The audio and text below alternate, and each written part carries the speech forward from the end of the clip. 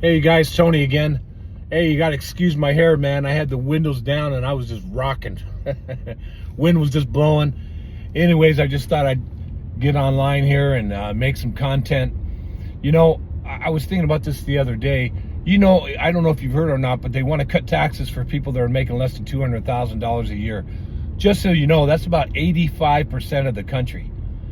85% of the country makes less than that. So basically, if you're making that type of money, you're doing about $100 an hour. That's what $200,000 a year comes out to being. So I'm in Southern California, and most times, if not oftentimes, you know, not only does the husband have to work, the wife has to work as well, right?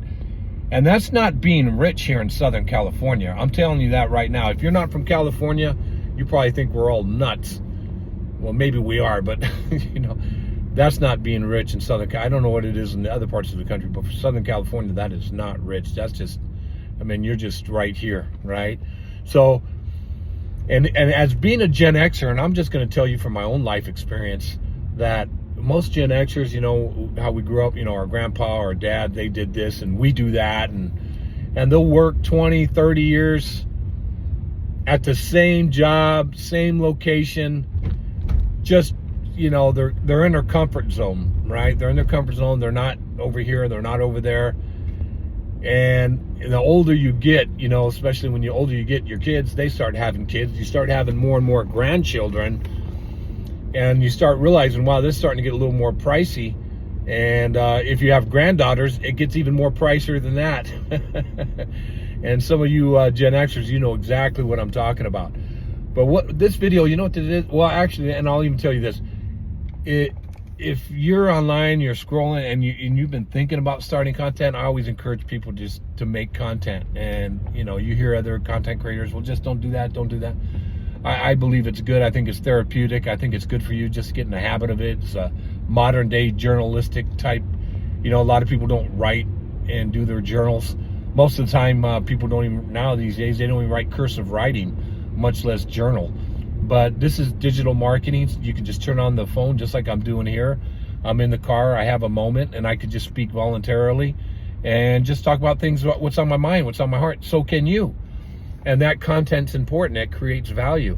And it's good experience, good practice, you know. Just keep doing it and things will materialize, and the direction you go is the direction you go.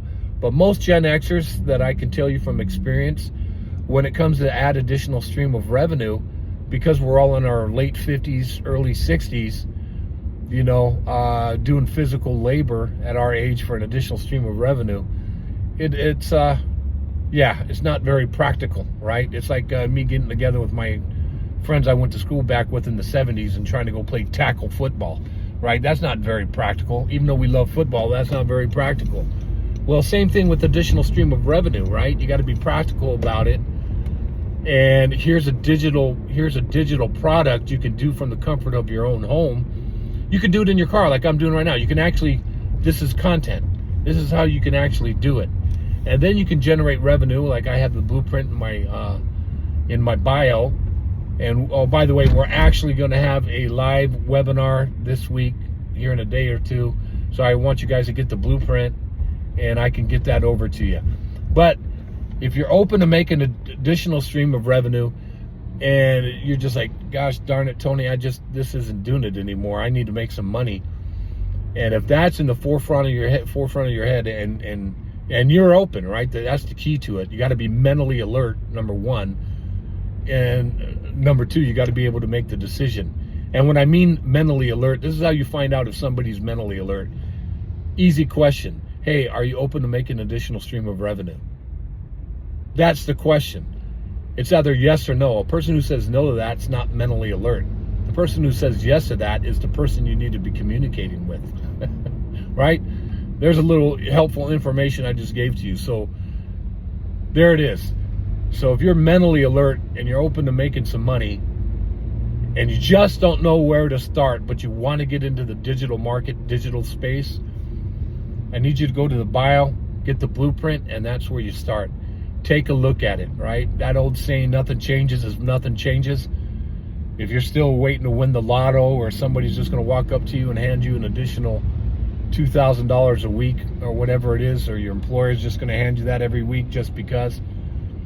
I hate to be the bearer of bad news, but that's not very practical, right? So, in any event, guys, I just want to encourage you, and for you content creators, keep on creating content, my friend.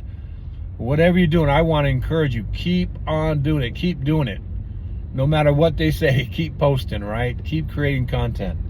And for the rest of you that haven't started, shame on you. Get in there, right? Come on in here and join the rest of us. The water's fine. Okay, you guys, appreciate you chiming in with me. You guys have a blessed remainder of your day. As you can see, I'm still cutting through traffic, but I wanted to get some content out today. All right, you guys, have a great day. God bless, and I'll see you on the inside. Bye for now.